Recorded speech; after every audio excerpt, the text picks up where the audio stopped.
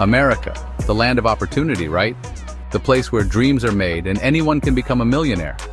But hold on a minute, folks. The American dream is starting to look more like a fever dream, especially when it comes to financial comfort. Gone are the days when a six-figure salary was the gold standard. Today, more than half of Americans say they need at least $100,000 a year just to feel financially secure. That's right, 100 grand. And even that might not be enough, depending on where you live and what kind of lifestyle you're chasing. The truth is, the definition of financial comfort is changing faster than a chameleon in a disco. What used to be considered comfortable is now barely scraping by. And for many Americans, the dream of owning a home, raising a family, and retiring comfortably is slipping further out of reach. So, what's going on here? Why is it that even with a decent job, so many Americans are struggling to make ends meet? Well, strap in, because we're about to take a wild ride through the ups and downs of the American economy. We'll expose the myths, debunk the hype, and hopefully shed some light on what it really takes to achieve financial comfort in today's crazy world. First stop, the six-figure salary myth.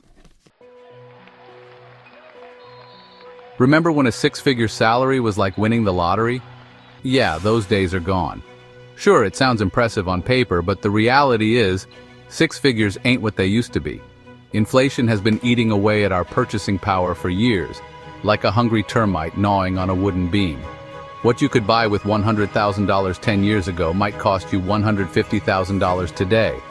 It's enough to make your head spin. And it's not just inflation. The cost of everything has skyrocketed, from housing to healthcare to education. Meanwhile, wages have stagnated, leaving many Americans stuck in a financial purgatory. They're earning more than their parents did, but they're not getting ahead. They're stuck in the same cycle of working, paying bills, and hoping they don't get hit with an unexpected expense. So, what's the solution? Well, there's no easy answer. But one thing's for sure.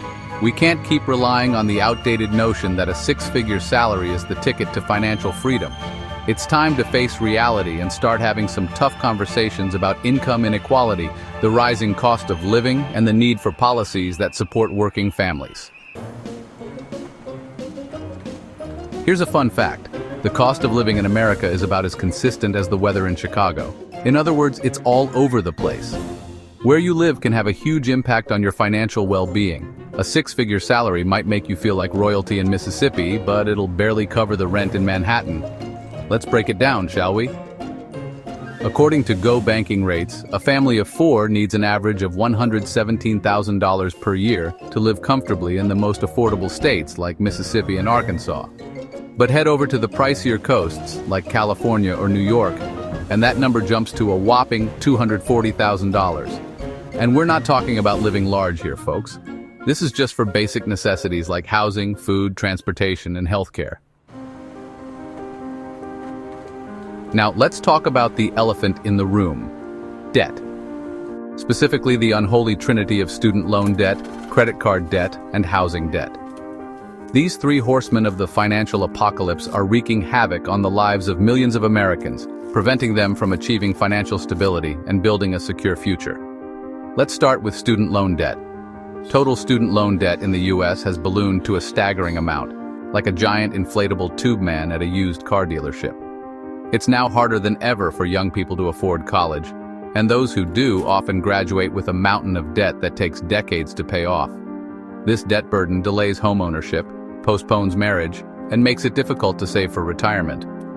Speaking of homeownership, let's not forget about the housing market, which is currently hotter than a chili cook-off in Death Valley. Home prices have been soaring, driven by low interest rates, a shortage of inventory, and a healthy dose of good old-fashioned speculation. This has made it nearly impossible for many first-time buyers to enter the market, forcing them to continue renting and delaying their dream of home ownership.